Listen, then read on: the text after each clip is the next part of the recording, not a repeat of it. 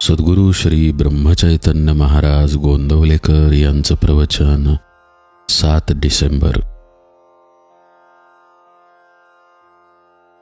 नाम आणि प्रेम ही जुळी भावंडे आहेत. साधारण प्रापंचिकाची ओढ विषयाकडे असते.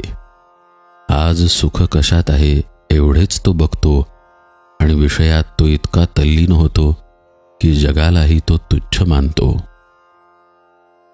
विषय शेवटी दुःखालाच कारणीभूत होतात हे तो विसरतो.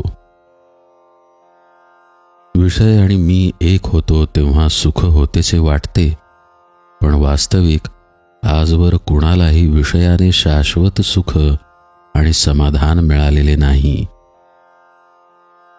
असे सुख आणि समाधान मिळवण्यासाठी आपली वृत्ती भगवंताच्या ठिकाणी स्थिर ठेवणे हा एकच उपाय आहे. वृत्ती नेहमी एकाकार व्हावी, पण ती विषयात न होता नामात व्हावी, हेच सर्व संतांचे सांगणे आहे. मनाला उलट केले की नाम हा शब्द तयार होतो.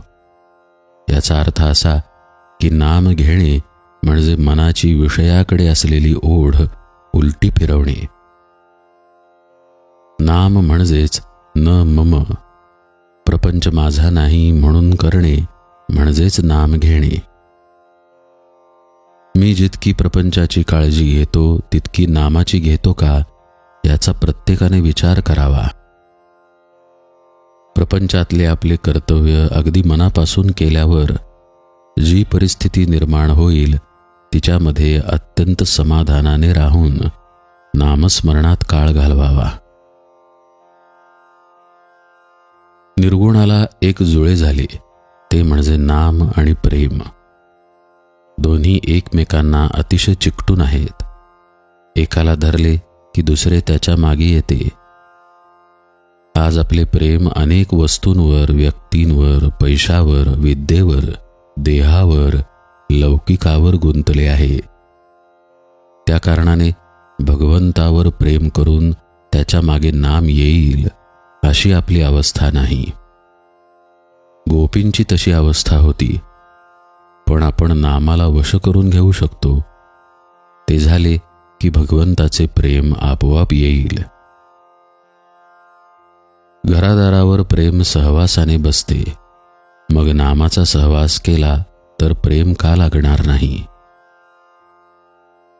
खरोखर या जगात कोणाच्या बुद्धीला पचवता आल्या नाहीत अशा कितीतरी वस्तू आहेत.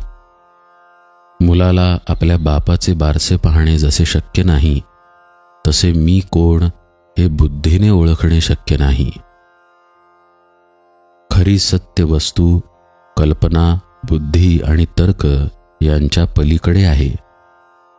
सत्याचा शोध करायचा असेल तर सत्य ज्याने झाकले आहे ती वस्तू दूर करा, म्हणजे सत्य दिसेल. सत्य हे आपल्याला उत्पन्न करता येत नाही, पण उपाधी मात्र उत्पन्न करता येते. उदाहरणार्थ भीती, कल्पना इत्यादी आपणच उत्पन्न करतो.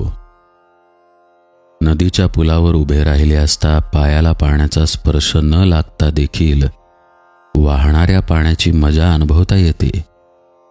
त्याचप्रमाणे भगवंताचे सत्यत्व ज्याच्या अंतःकरणाला पटले तो विषयामध्ये राहून देखील होणाऱ्या सुखदुःखाच्या गोष्टींकडे गंमत म्हणून बघेल आणि त्यापासून स्वतः अलिप्त राहील. सुख हे विषयात नसून आत्म्यात आहे. आत्मा सुखरूप आहे. जानकी जीवन स्मरण जय जय राम.